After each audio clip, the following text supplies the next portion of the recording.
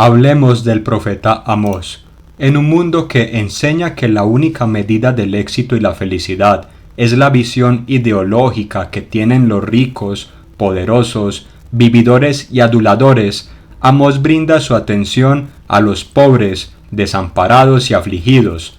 Los que se sienten satisfechos y autosuficientes serán derrumbados. En cambio, los menesterosos y perseguidos estarán destinados a la plenitud. El profeta Amós es una figura inquietante del Antiguo Testamento. En el capítulo 7, verso 14 del libro que lleva su nombre, se dice que él era un boyero, es decir, una persona encargada de dirigir y conducir bueyes, y además de esto, su trabajo era cultivar higos silvestres. De acuerdo con el estudioso de la Biblia, Thomas L. Constable, estos datos nos pueden brindar una imagen del paisaje en el cual se desenvolvió este profeta. Los higos silvestres son una fruta emparentada con las moras. Cada fruta debía ser perforada para dejar salir el jugo y que el higo pudiese madurar. Los árboles crecían en el valle tropical del Jordán y alrededor del Mar Muerto, lo cual nos indica que el hogar de estas plantas no estaba en zonas más elevadas de los 40 metros sobre el nivel del mar.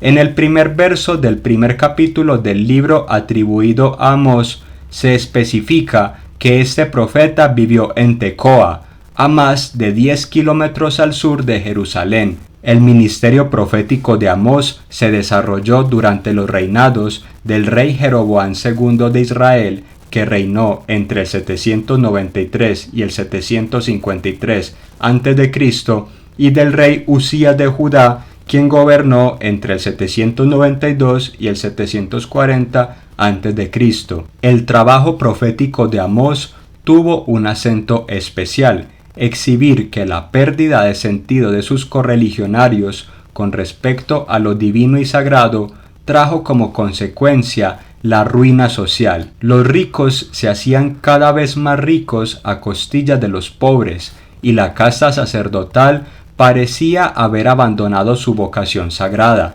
Históricamente, la literatura está repleta de grandes nombres, de las hazañas de los poderosos y del fabricado heroísmo de los amos del mundo.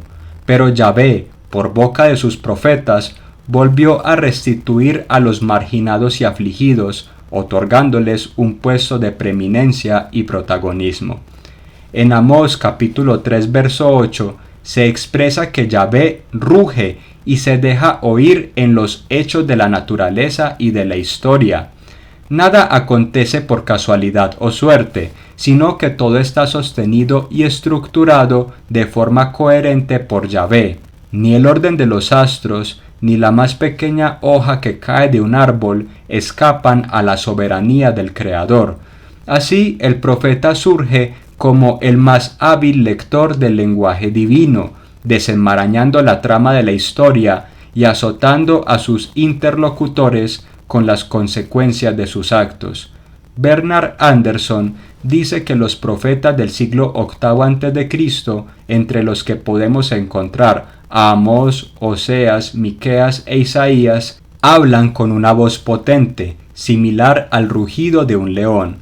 Esta voz quiebra el bullicio de los mercados, el jolgorio de las grandes ciudades y la solemnidad de las asambleas políticas y religiosas.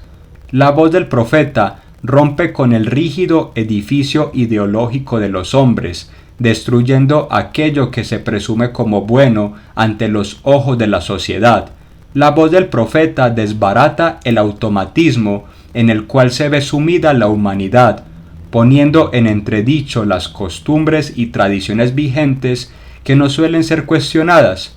Al fin y al cabo, la voz del profeta despierta a sus oyentes y les saca del marasmo y del inmovilismo para conducirlos a la acción. En términos de Karl Jaspers, los profetas de Israel están posicionados en un tiempo axial de la historia de la humanidad, pues se levantaron en contra de los poderes económicos, políticos y religiosos tan monumentales, monolíticos e infranqueables que terminaron por desdibujar la esencia del ser humano, despojándole de su dignidad. El profeta entonces vuelve a restituir ese estado de gracia, esa gracia paradisíaca que había sido perdida. En Amós capítulo 2 verso 11 se nos comunica que los profetas del siglo VIII a.C. son los herederos espirituales de los jueces de Israel. Los jueces eran líderes carismáticos, ungidos por Yahvé, cuya función era proteger a la confederación tribal de Israel, mediar entre Dios y su pueblo e impartir justicia. Los descendientes de Jacob anhelaban ser un reino como sus vecinos. Este estatus de monarquía trajo serios problemas. Las desigualdades sociales se agravaron, la brecha entre ricos y pobres se hizo cada vez más grande, y los excesos, desmesura y vicios que surgen en una sociedad extractivista que debe mantener a reyes, cortesanos y sacerdotes parasitarios se hicieron más evidentes. A profetas como Amós les tocó padecer un contexto sumamente árido, violento y contrario a la voluntad de Yahvé. Anudado a esto, el panorama internacional no era para nada alentador. Desde el siglo IX a.C., los asirios se venían consolidando como una potencia imperialista expansionista. Una alianza de pequeños reinos en territorio cananeo logró detener el avance y los embistes asirios en Karkar, Mesopotamia, hacia el 853 a.C.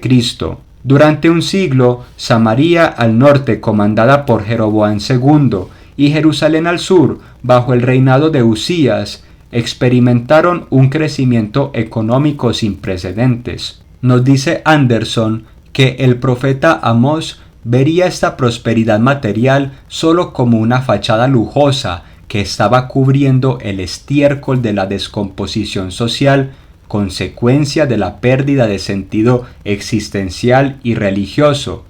Nos dice este autor, abro comillas, en ambos reinos, de acuerdo con un oráculo vívido de Amós, encontrado en el capítulo 6, versos 1 al 8, la clase dirigente sentía paz en Sión y seguridad en el monte de Samaria, sin tener ni una pizca de conciencia acerca de la ruina interna de la sociedad y sin tener el presentimiento del caos y la destrucción que se venía adelante.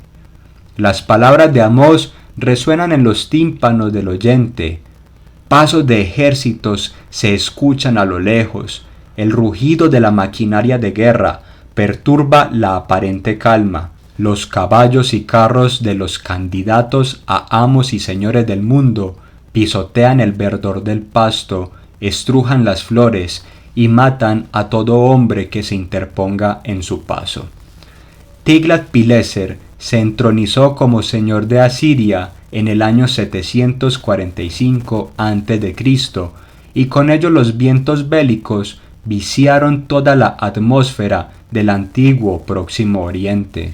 El deseo de este monarca no era otro que enseñorearse sobre la tierra de Egipto, humillando a los faraones y destajando de la historia todo el legado del Nilo.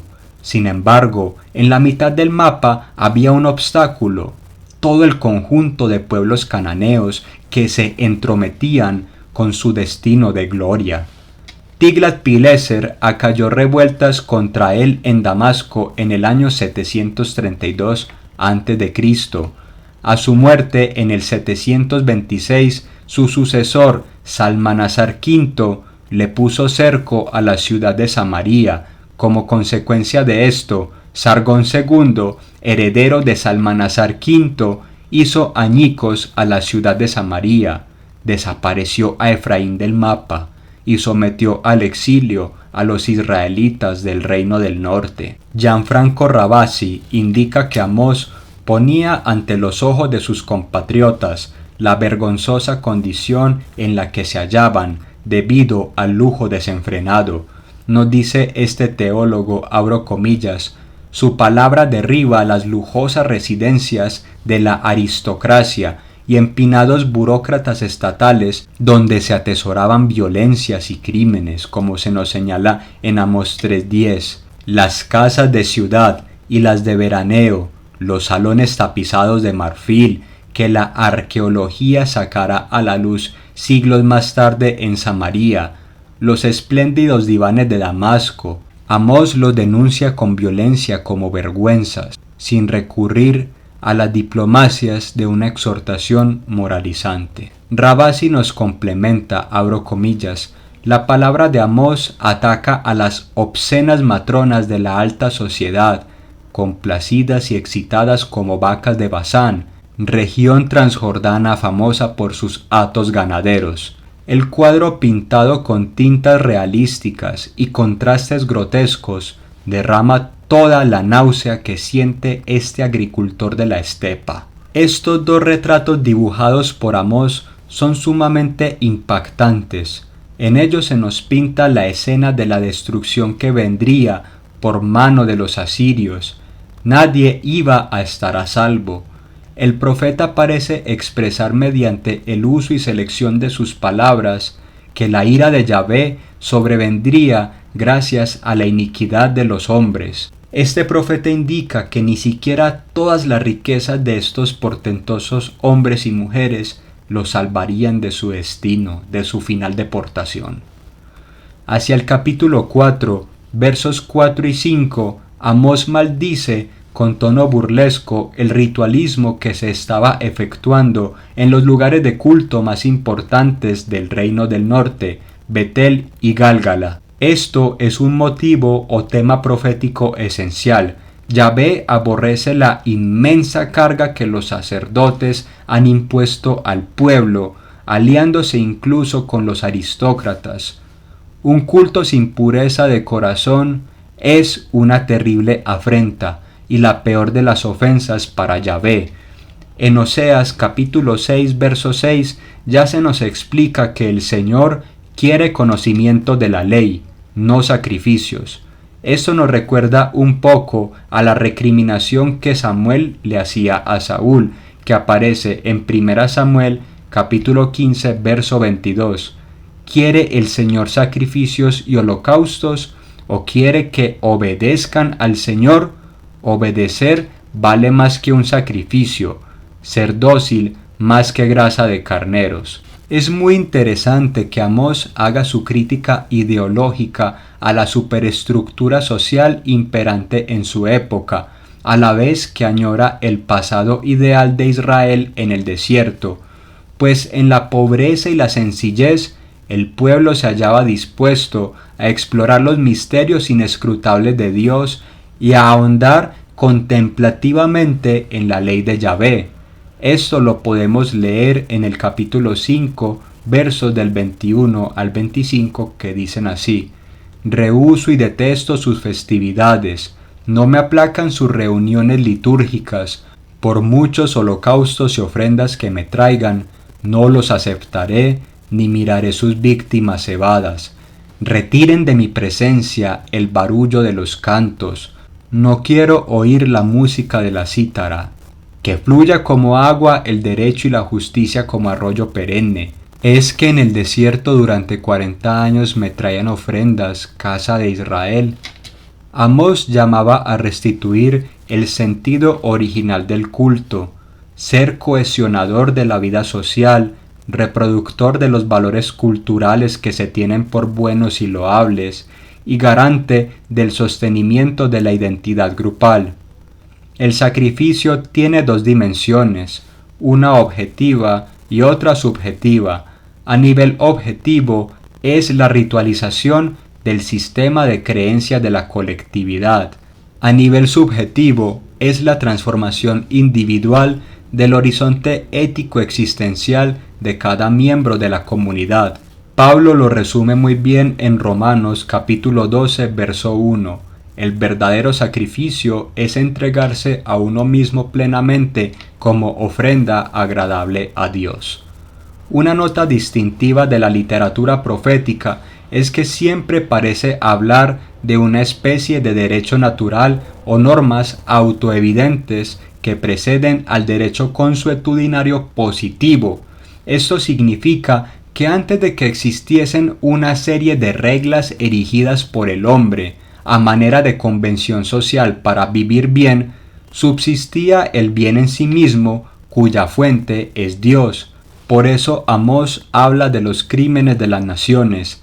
La ira de Yahvé arremeterá contra Damasco, Filistea, Fenicia, Edom, Amón y Moab. No obstante, a pesar de que los pueblos circundantes a los descendientes de Jacob han colmado el cáliz de la ira divina, Yahvé dirigirá su ímpetu colérico en contra de Judá y de Israel por sus idolatrías. Esto quizá quiere decir que es peor la culpa de los israelitas, pues ellos conocían de lleno la ley del Señor y sus mandamientos. Ahora bien, la puñalada más certera de Amós es en contra del reino del norte, la casa de Israel. En el capítulo 2, versos del 6 al 16 se dice: Así dice el Señor, a Israel por 3 delitos y por el cuarto no le perdonaré, porque venden al inocente por dinero y al pobre por un par de sandalias, revuelcan en el polvo al desvalido y tuercen el proceso del indigente. Padre e hijo van juntos a una misma mujer, profanando mi santo nombre. Se acuestan sobre ropas dejadas en fianza junto a cualquier altar, beben vino de multas en el templo de su Dios. Yo destruí a los amorreos al llegar ellos, eran altos como cedros, fuertes como encinas. Destruí arriba el fruto, abajo la raíz. Yo los saqué a ustedes de Egipto, los conduje por el desierto durante 40 años, para que conquistaran el país amorreo. Nombré profetas a sus hijos, nazireos a sus jóvenes. No es cierto, israelitas, oráculo del Señor, pero ustedes emborrachaban a los nazireos y a los profetas les prohibían profetizar. Pues miren, yo les aplastaré a ustedes en el suelo, como un carro cargado de gavillas. El más veloz no logrará huir, el más fuerte no sacará fuerzas, el soldado no salvará la vida, el arquero no resistirá, el más ágil no se salvará, el jinete no salvará la vida, el más valiente entre los soldados huirá desnudo aquel día, oráculo del Señor. Acá el recuento histórico es apasionante. Se habla de la salida de Egipto, la conquista de la tierra de Canaán efectuada contra los indígenas amorreos. El nacimiento de la profecía y el voto de los nazires también son un tema esencial. Todo esto parece una realidad ya lejana. El pecado y la barbarie han hecho de estos signos distintivos de la fe de Israel algo distante. Me parece valiosa esta apreciación de Rabasi, abro comillas. La mirada al presente ofrece un panorama bien distinto. La lista de las apostasías es desconsoladora. Israel no aprieta en sus manos sino injusticias y miserias. En una sociedad con una tasa altísima de corrupción, el justo es sinónimo de pobre, de esclavo vendido, de humillado pisoteado. Las imágenes son violentas. Los aristócratas expolian los recursos que deberían servir a todos los hombres, hacen de la gente trabajadora menos que mendigos, exprimen a los campesinos y les quitan hasta las migajas que caen de su boca. El verso 7b, que dice padre e hijo irán juntos a una misma mujer, quizá hace alusión al incesto, práctica prohibida en Levítico 20, donde se sugiere que el hijo que duerme con la mujer del padre descubre la desnudez del padre, y el suegro que duerme con su nuera hace abominación. Asimismo, también podría hacer alusión a la prostitución ritual, que era una práctica idolátrica atestiguada en el antiguo Próximo Oriente. También este pequeño verso nos podría hacer pensar en una empleada doméstica que de manera vil fue reducida a ser la prostituta de padre e hijo. El verso 8, en donde se dice, se acuestan sobre ropas dejadas en fianza, es una clara violación a Éxodo capítulo 22, verso 26, en donde Yahvé dijo al pueblo que quien tomaba prestado el vestido del prójimo lo debía devolver antes de la hora de caer el sol. En este mismo verso se habla de la tergiversación del sentido del vino. Originalmente el vino debería simbolizar la unión de Dios con su pueblo y de los hermanos entre sí, pero en este contexto desenfrenado y violento, el vino es utilizado para las orgías del clero. En este terrible medio ambiente sociocultural, Amós levanta su voz. Aquellos que se sienten plenos y viven de la miseria de los otros tienen sus días contados sobre la tierra. Por su parte, los humildes que añoran al Señor serán enaltecidos. Arguye Rabasi: los carros armados se hunden en el fango, la infantería ligera queda paralizada, las secciones adiestradas se bloquean, los héroes resultan eliminados, los arqueros no resisten, las tropas de asalto no tienen escapatoria, la caballería es aniquilada y hasta los valientes se abandonan a una fuga en desbandada. Este movido cuadro, sacado de una derrota militar, es el juicio universal dibujado por un profeta batallador. ¡Ay de los que ansían el día del Señor! ¿De qué le servirá el día del Señor si es tenebroso y sin luz? Como cuando huye uno del león y se topa con el oso, o se mete en casa, apoya las manos en la pared y le pica la culebra. ¿No es el día del Señor tenebroso y sin luz, oscuridad sin resplandor? Esto lo podemos leer en Amós capítulo 5, versos del 18 al 20. En un mundo corrupto, podrido hasta la médula, gangrenado en cada institución socioeconómica y religiosa, los peligros son inminentes y nos rodean. Huimos despavoridos del rugido del león, solo para enfrentarnos con un temible oso, y cuando creemos que estamos a salvo en la comodidad de nuestro hogar, en nuestro propio entorno doméstico, nos muerde la serpiente. Ni la familia, ni la mente, que es el repositorio de vivencias más íntimo, se escapa de las triquiñuelas del mundo. En medio del caos y la destrucción, Amós se presenta como intercesor legal entre el pueblo y Yahvé. Esa figura es ampliamente reconocible en todos los constructos literarios bíblicos. Noé intercede por su familia ante Dios. Abraham intercede por los justos de Sodoma. Moisés intercede por todo el pueblo de Jacob. Ante la intercesión de Amós, la respuesta de Yahvé es contundente e implacable. Esto nos recuerda al profeta Jeremías y al Salmo 99. En Jeremías, capítulo 15, verso 1, leemos: El Señor me respondió, aunque estuvieran delante Moisés y Samuel, no me conmovería por este pueblo. En el Salmo 99, verso 6, se dice: Moisés con sus sacerdotes, Samuel con los que invocaban su nombre, invocaban al Señor y él respondía. En Amós capítulo 7, versos del 1 al 4, se proyecta la gran dimensión de la ira del Señor.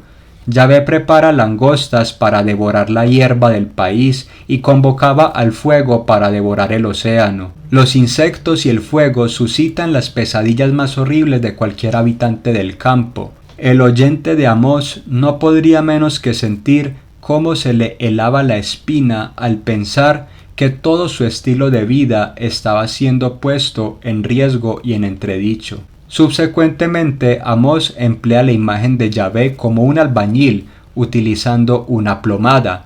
Una plomada es empleada en las construcciones para verificar si una edificación es realmente vertical.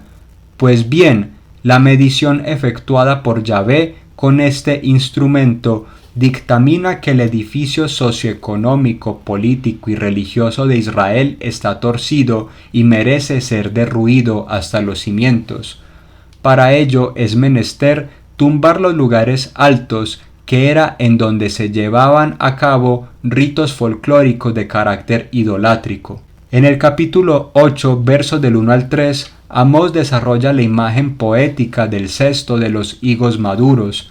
Estos frutos alcanzan la madurez solo antes del invierno, es decir, llegan a cierta plenitud antes de un escenario funesto, en donde ya nada puede crecer. Dice Ravasi, abro comillas, la madurez es preludio de vejez y exterminio. El gozo se transforma en luto, el canto en silencio, la vida en cadáveres. Si la imagen de los frutos maduros tiene que ver con la visión de los 2 canastos de higos de Jeremías 24, el sentido de muerte que envuelve la escena nos lleva a la descripción de la vejez de Coelet capítulo 12 versos del 1 al 8. Un silencio mortal recorre la nación devastada. Haré cesar en los pueblos de Judá y en las calles de Jerusalén la voz alegre y la voz gozosa, la voz del novio y la voz de la novia, porque el país será un desierto. En los primeros versos del capítulo 9, Amós profetiza la caída del santuario de Betel, símbolo de todo culto impuro. Nadie ni nada se escapará del juicio del Eterno. Son estremecedoras las palabras del capítulo 9, versos del 2 al 4. Aunque perforen hasta el abismo, de allí los sacará mi mano. Aunque escalen el cielo, de allí los derribaré. Aunque se escondan en la cima del Carmelo, allí los descubriré y agarraré. Aunque se oculten en lo hondo del mar, allá enviaré la serpiente para que los muerda. Aunque vayan cautivos delante del enemigo, allá enviaré la espada que los mate. Clavaré en ellos mis ojos para mal y no para bien. Ahora, y esto es lo más importante, la última palabra de Yahvé no es de destrucción y muerte, sino de esperanza. El paraíso descrito en Génesis 2, del cual el hombre se exilió por su soberbia, volvería a estar al alcance de la estirpe de Adán. La abundancia sería democratizada y la solidaridad mandaría antes que la tiranía y la desmesura. Concluye Ravasi, Dios que con todo concede al hombre un abismo de libertad, no consiente que se desvíe ni un paso del sendero de la justicia y del amor. Si te ha gustado el video, suscríbete, nos veremos en una próxima ocasión.